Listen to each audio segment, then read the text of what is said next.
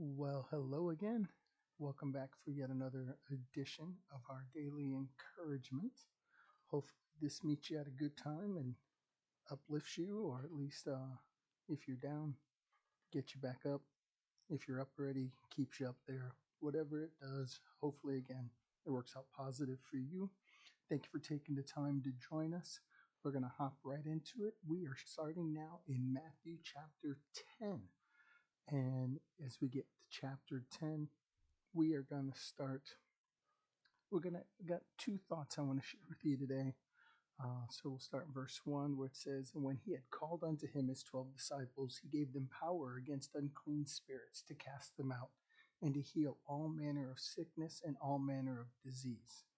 Now the names of the 12 apostles are these: the first Simon, who was called Peter, and Andrew his brother, James the son of Zebedee, and John his brother, Philip and Bartholomew, Thomas and Matthew the publican, James the son of Alphaeus, and Lebbaeus, whose surname was Thaddeus, Simon the Canaanite, and Judas Iscariot, who also betrayed him.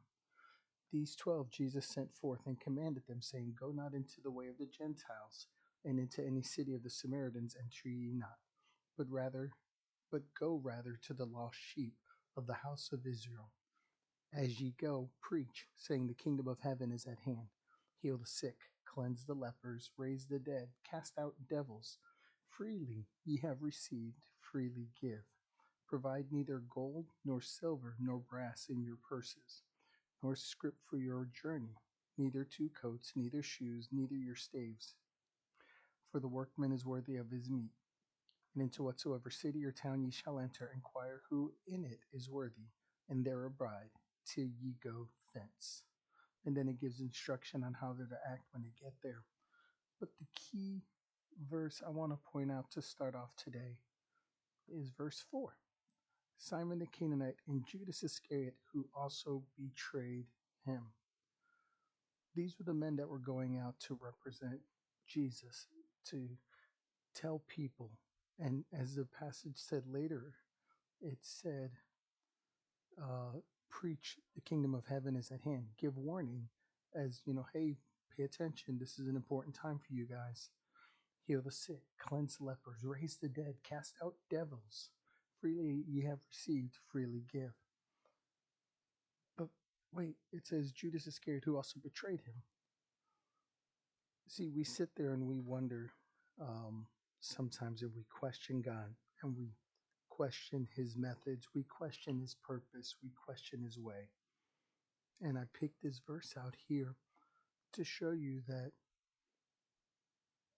God can use the wicked, the evil, and still use it for good. There's going to be a purpose behind it, and he's going to receive glory for it. How it works out, I don't know. I'm not, what's the right way to word it? I don't have that kind of mindset given to me by God to understand all these things. Some of these things I'll never understand. I wouldn't have done it. As soon as I would have realized, you know what, he's going to betray me, of course I would have probably prevented the betrayal, but God had an ultimate purpose. He had to die for us to have a chance at heaven. There was sin in the world. Death passed as a punishment for sin. We needed that redemption. He had to die. There had to be a way for him to die. There was this whole elaborate plan that was in the works, and God had it set. And Judas even had a part in it. I say that to tell you that you may be dealing with a difficult time or a difficult situation, but understand God has a purpose and a reason and a plan. And our purpose is to trust him and to know he knows what he's doing. And we need to realize that. And so that would be the first thought I would pass along to you. The second one I would pass along, I'm going to go down to verse 12. It says, "And when you come into an house, salute it. And if the house be worthy, let your peace come upon it. But if it be not worthy, let your peace return to you. And whosoever shall not receive you, nor hear your words, When you depart out of that house or city, shake off the dust, shake off the dust of your feet. Verily I say unto you, it shall be more tolerable in the land of Sodom and Gomorrah in the day of judgment than for that city. Behold, I send you forth as sheep in the midst of wolves. Be ye therefore wise as serpents and harmless as doves. But beware of men, for they will deliver you up to the councils, and they will scourge you in their synagogues. And ye shall be brought before governors and kings for my sake, for a testimony against them and the Gentiles. But when they deliver you up, take no thought how or what ye shall speak, for it shall be given you in that same hour what ye shall speak. For it is not ye that speak, but the Spirit of your Father which speaketh in you. And the reason I bring that, and it's kind of the whole passage, not really one verse in there, but the whole idea, the whole passage, is twofold. One, there's a philosophy today of like easy Christianism, so to speak, that, just become a Christian and then everything's easy. Life is easy. Life will go great. You don't have a lot of stressors, a lot of worries, a lot of concerns, and everything will be wonderful. Bible never said that. When you're going about doing the Lord's work, whatever that is, when you're living the life you're supposed to live, you're going to face persecution. There are going to be people that are going to reject you.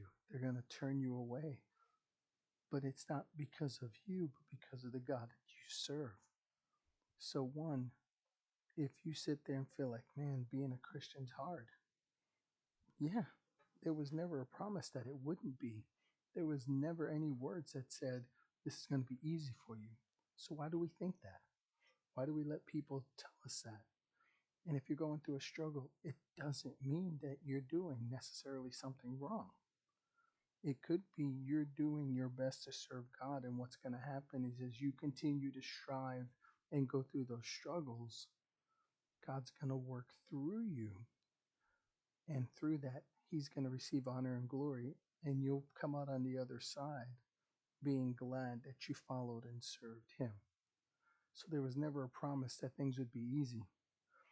And then the other side of it, I would say,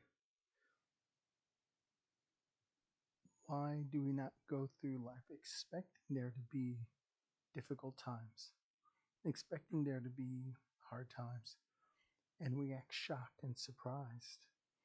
I guess it's more of the mindset that we take into it. God told us, I'm going to send you forth into the midst of wolves. You're going to go and face difficulties and problems and hard times. Be ready for it. And when they come, know that God's going to get you through. Trust Him, rely on Him, be confident in Him that He's got a purpose and a plan for you.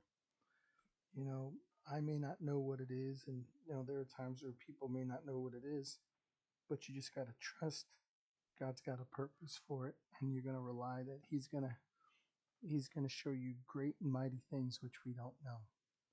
He was preparing His disciples for that. And we as Christians, if we're going to claim the name of Christ, we should expect that there's going to be difficulties, there's going to be struggles, and be ready for them, and know that God's got a purpose and a plan behind it. So as you go through your day today, or as you went through your day today and get ready for tomorrow, understand there are going to be hard times. That doesn't mean every day is a hard time, but you're going to face them. And when you do, you can choose to wither, or you can choose to rely. You can sit there and say, I don't want to deal with this. Or I can say, Lord, you said these kind of days would come, and to trust in you and to rely on you. So that's what we're going to do.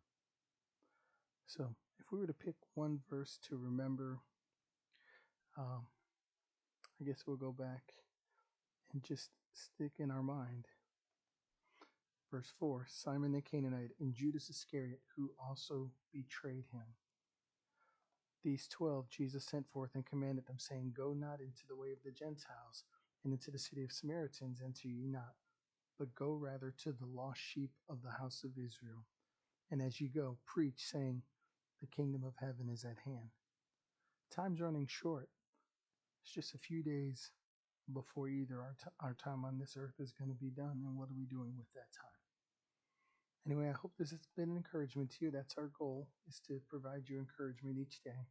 Uh, if you ever have a question, feel free to leave a comment on whatever channel it is that you're watching this through or listening to this through. Otherwise, until the next time, thank you for fighting a good fight. Have a great rest of your day.